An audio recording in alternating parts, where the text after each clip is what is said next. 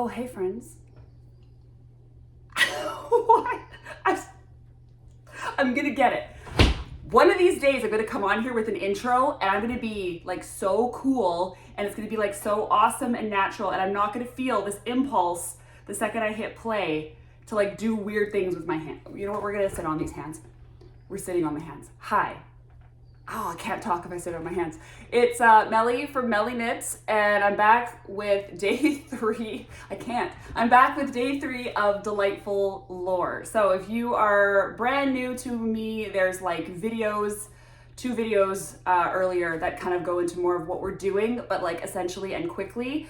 What this is me and my husband have a side hustle that went crazy called Melly Knits, and we hand process. That means we hand wash and card fleece from a sheep all the way through to a finished product that a spinner will then take and spin into beautiful yarn. That's what we do. We just get dirty stuff and then we process it by hand and then we get it off to the spinners and they do their thing. We did a advent this year called the Delightful Advent, and it is 12 days. It's a little bit exploratory. It's all fine breeds. It's a real, I'm super proud of it. And we did it as hands-on as possible. So like there's 6 Canadian handmade treasures. All the cards are handwritten. We really wanted it to feel as if we were like handing you the gift. See how terrible this would have gone if I tried to actually sit on my hands? I feel like I wouldn't have been able to speak. Anyway, as a part of that, I'm bringing in these lore videos, which basically goes into some backstory on processing that specific day of the Advent. I open it, it's been a little bit. You're all caught up. Welcome, welcome. You do not have to have an Advent to potentially enjoy this video, get something out of it. I don't even think you need to be a spinner. I have some knitters who have been messaging and they're like, I really like your videos and they're super cool. I'm like, nice. So anyway, for whatever reason, my last video looks super normal on my phone. I'm also brand new to YouTube, by the way. And I'm like, I think I'm killing it because I'm like an elder millennial who grew up in the before time and remembers the internet, was young enough to learn it and use it. But now I'm like 40 and I'm like learning YouTube. And honestly, I'm starting to feel a little bit like the memes, you know, where like grandma can't learn how to use the apps. You know, like that's like a little bit of what's happening to me. So my last video, for whatever reason, looks super normal on my phone. And then when I when I watch it back on YouTube, it's like bright and I have no facial features. I don't know what happened. But today we've got the window less open. Looks like it was maybe too much light. I got a lamp. So we're facing this way. So the lamp, I don't know. It looked very odd. So we're trying to, why am I doing the robot? Okay. Delightful day 3. Starting out with a little show and tell. So here's day 1. I'm gonna show it. I don't know if that's gonna show up really good. Working on things showing up in the camera. All right, white, I guess, is always a really hard thing to show. Here's day 2. So day 1 and 2 are both a Corriedale base from Marble Peaks Ranch. And except for day 2's got 20% baby camel down. So side by side, you get this. That's what we're looking like for days 1 and 2. Now we're moving on to day 3. Ooh, I'm gonna grab the bag of wonders. Okay, here we go. Day 3, Delightful Advent.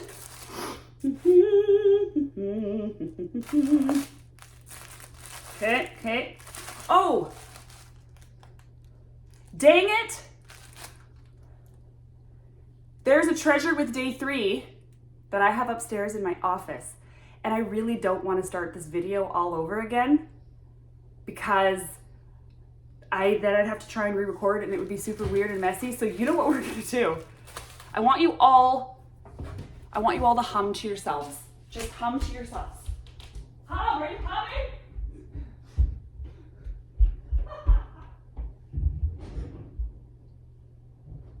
Oh my gosh, I'm coming. Oh, okay. I don't know how to edit videos.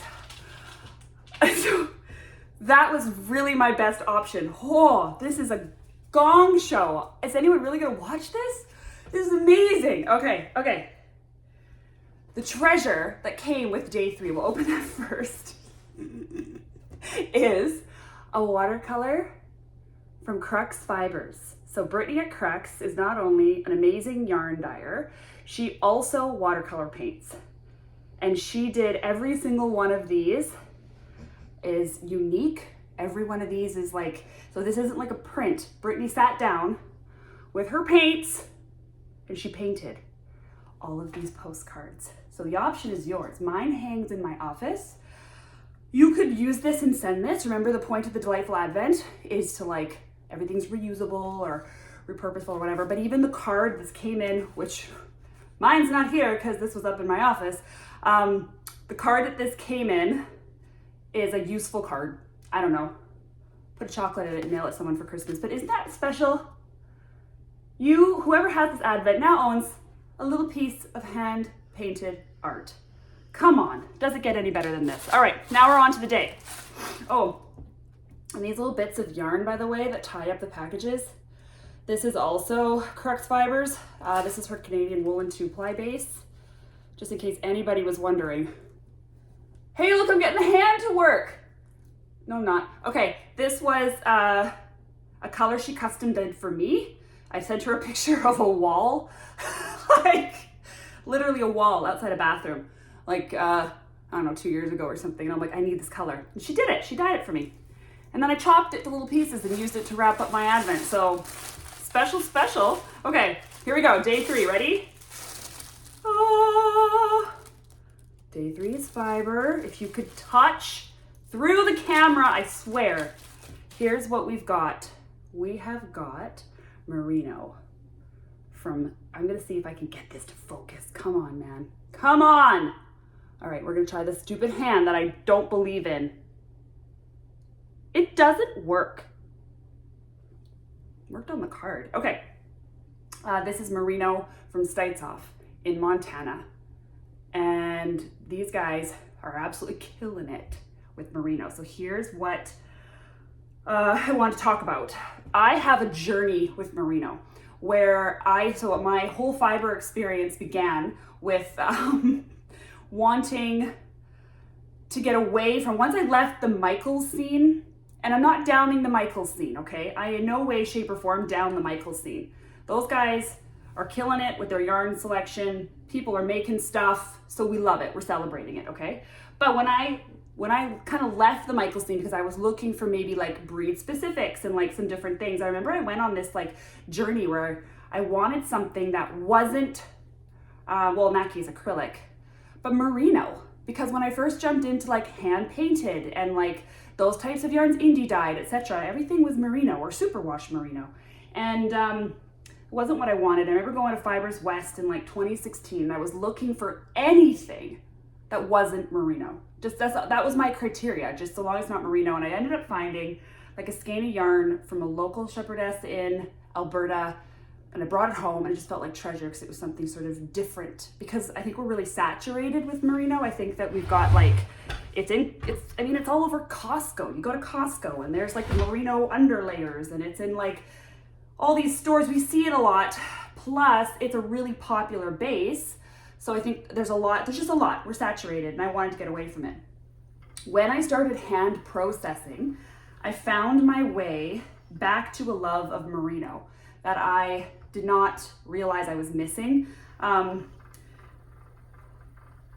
on, doing 2 things at once. Oh, I'm sitting weird today. I'm trying to face the lamp. So I'm really not liking this angle. Hold on, sorry lamp, sorry lighting. Kiss my booty just for a second here. Oh, not you, the lamp.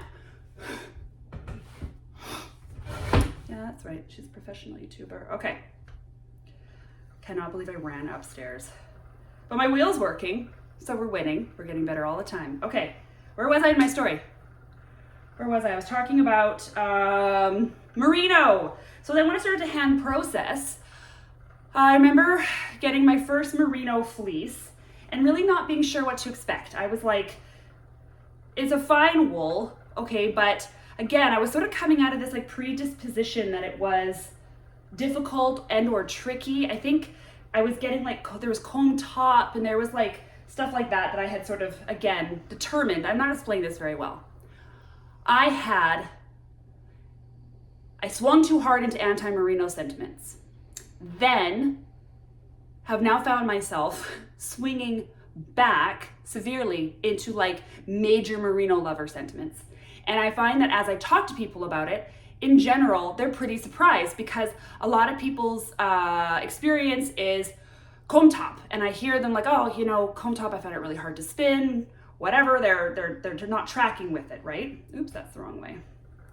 Let's go back the correct way. So when I started to hand process, oh my gosh, it's taking me a million, billion, gagillion years to get this story out. When I started to hand process and got my first merino, that was the beginning of my journey back into loving the breed as the breed actually is. So like not Costco, not like in the clothes. Do you know what I'm saying? Like 98% merino and 3% plastic or whatever. That was good math. 98 plus 3 equals 100, right? Oh, ouch. I need to slow down. Okay.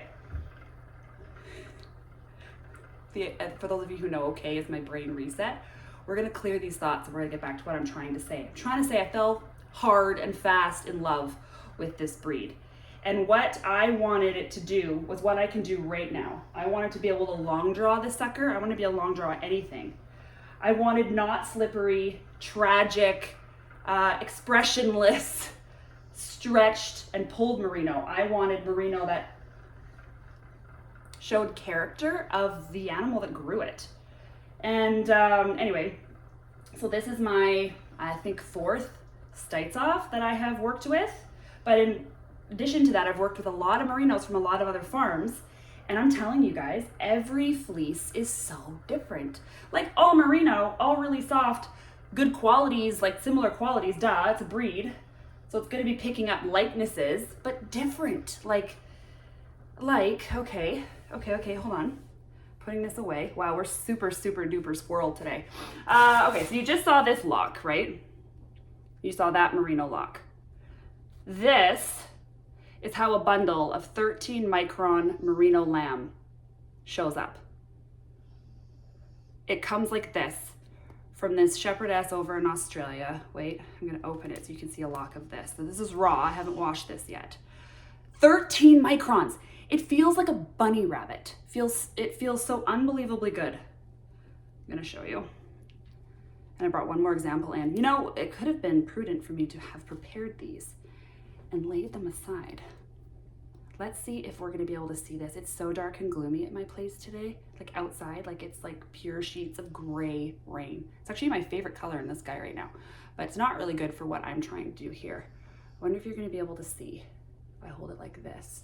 Probably not. But what you're not seeing is this incredible, like these super webby locks, okay? Like unbelievably scary fine fleece. Just so stinking pretty. Now compare that. Oh, why didn't she open and pre-plan this? Hold on. Because we're professional. Wait. Oh, a double bag. I can do it. This is so dumb. I'm so sorry. I'm so sorry. All right. Compared to, I could have absolutely had one of these locks, but this is another Steitzhof. So this has been in the shop before. This is what we would call a stronger merino, okay? So the microns, I'm gonna guess, is like 24. I wonder if it would be better without the lamp, do you think? Because look at the side where we don't have lamp light on it. You can actually see that crimp really good. So compare with me here for a moment.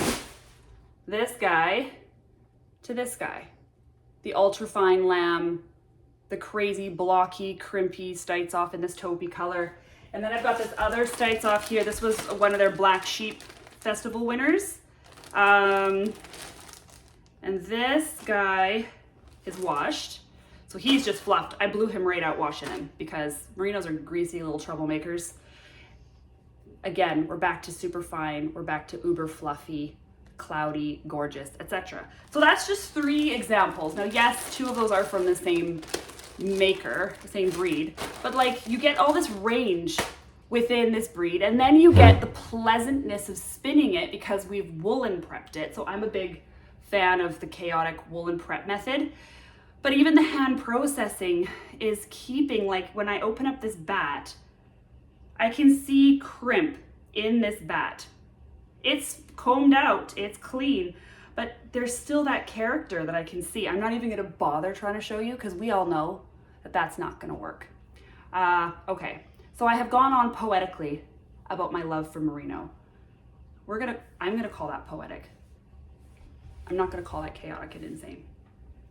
And all of that was to say that putting it into the Advent was a big deal for me. It's easy to put merino in Advent, obviously, because I said I was doing 6 fine wool breeds, and like you think fine wool, you think merino, right? But it was a good one to put in because I think there's still a lot of misconception out there where people who've had a bad merino experience and they really didn't like it. And again, this isn't anti-commercialized merino at all.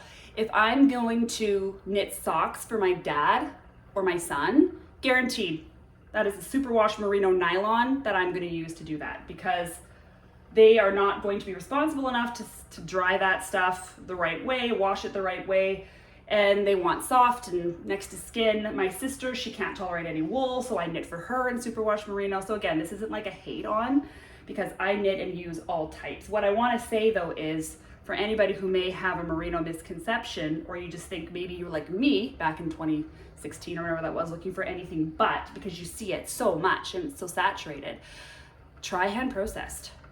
It's a whole new world, a magic place I never knew.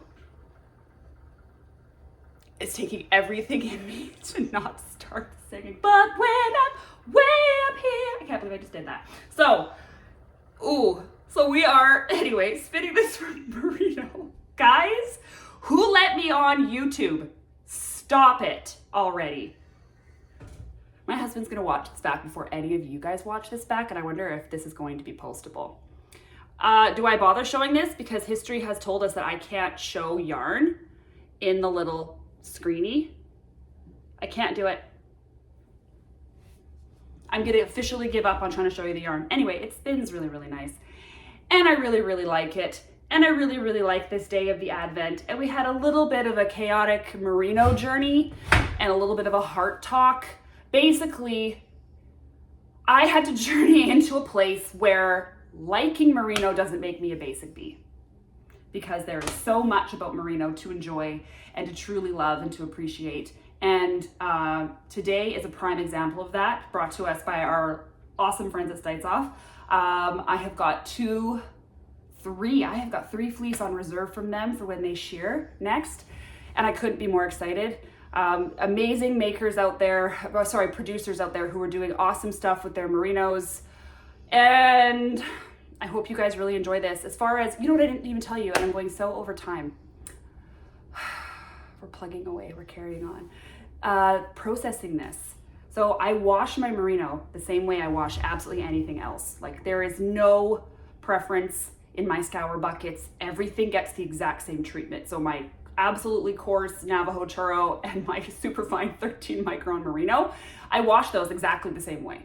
So if you've ever seen my reel on Instagram where I've got my kind of highlight on how I scour wool, that's literally how I approach merino. But carding merino is a little bit different because it's fussy. So you have to go really, really slow on your carder.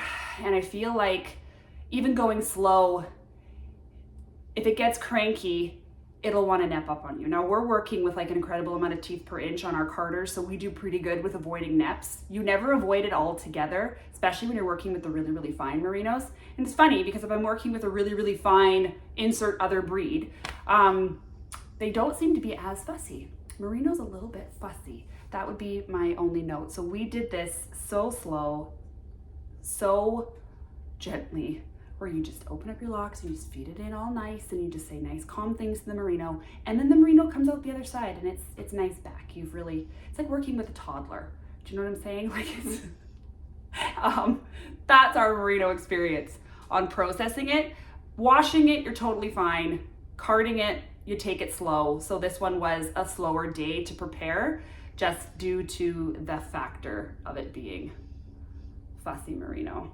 That's not your day, but I just keep showing these locks because I really, really love these locks. Okay, well, anyway, I'm off to watch this back and determine if I'm even gonna post it. Spoiler, probably am. And I will see you guys back here for day 4 of the delightful Advent. Anyway, take care, kisses, love you all.